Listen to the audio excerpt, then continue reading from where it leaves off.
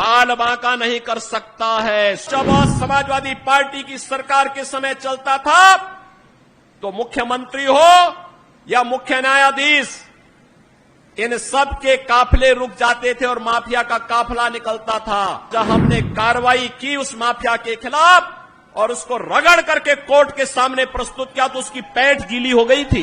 निर्दोष लोगों को मारोगे तो मिट्टी भी नहीं मिल पाएगी। जिनकी गर्मी हम शांत कर चुके हैं उनको गर्म मत होने दीजिए। अभी जम्मू कश्मीर से आ रहा हूं और केवल यहां की सभा के लिए आया हूं, अन्यथा मेरे और भी कार्यक्रम थे। मैंने कहा नहीं, मैं जाऊंगा सरधना में, मैं इस बार जरूर जाऊंगा, 24 में मैं जरूर जाऊंगा। और बहनों भाइयों, मैं इसीलिए आया हूं आपसे कहने के लिए, जो लोग गुमराह कर रहे हैं उनके गुमराह में आने की आवश्यकता नहीं। ये लोग कभी नहीं आएंगे। फिर जाति के सौदागर उपयोग करेंगे, बाद में सौदेबाजी करके गायब हो जाएंगे। हमें किसी भी ऐसे व्यक्ति के बहकावे में नहीं आना है जिससे हमारा राष्ट्र धर्म खतरे में आए।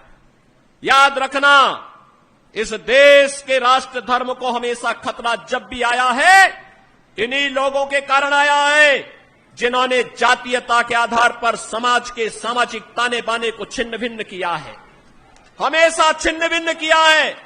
और बहनों और भाइयों, मैं आपको इस बात के लिए आश्वस्त करता हूं कि कोई माय के लाल बाल बांका नहीं कर सकता है। सुरक्षा की इतनी पुख्ता व्यवस्था हमने की है यूपी के अंदर।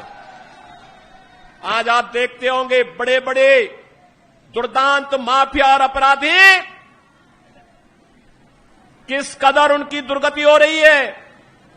आप देख रहे होंगे, जिनके नाम से ही लोग कर्फ्यू जैसा माहौल होता था, आज उनकी दुर्गति क्या है हर व्यक्ति देख रहा है।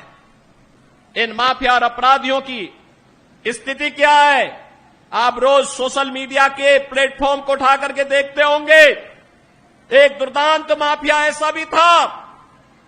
बहनों और भाइयों, जब समाजवादी पार्टी की सरकार के समय चलता था तो मुख्यमंत्री हो या मुख्य न्यायाधीश, इन सब के काफिले रुक जाते थे और माफिया का काफिला निकलता था। और जब हमने कार्रवाई की उस माफिया के खिलाफ और उसको रगड़ करके कोर्ट के सामने प्रस्तुत किया तो उसकी पैंट गीली हो गई थी। उसकी पैंट गीली हो गई थी। और तब हमने कहा था, उस समय उसको हमने कहा था, कानून को रौंदने वाले, आज कानून कितना बड़ा होता है यह एहसास हो रहा है कि नहीं हो रहा है। और निर्दोष लोगों को मारोगे तो मिट्टी भी नहीं मिल पाएगी। और बहनों और भाइयों, इसीलिए मैं आया हूं आपसे कहने के लिए, देखो, जिनकी गर्मी हम शांत कर चुके हैं उनको गर्म मत होने दीजिए। अब इस क्षेत्र को विकास की मुख्य धारा के साथ जुड़ने दो।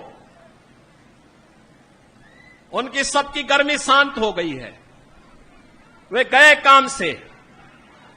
और इसीलिए मैं आप सबसे अपील करने के लिए आया हूं कि पूरे देश की एक आवाज है, पूरा देश एक ही स्वर में बोल रहा है।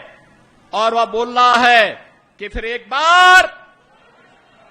बार मोदी सरकार, फिर एक बार, थोड़ा जोर से बोलिए, यहां की आवाज दिल्ली तक पहुंचाइए, फिर एक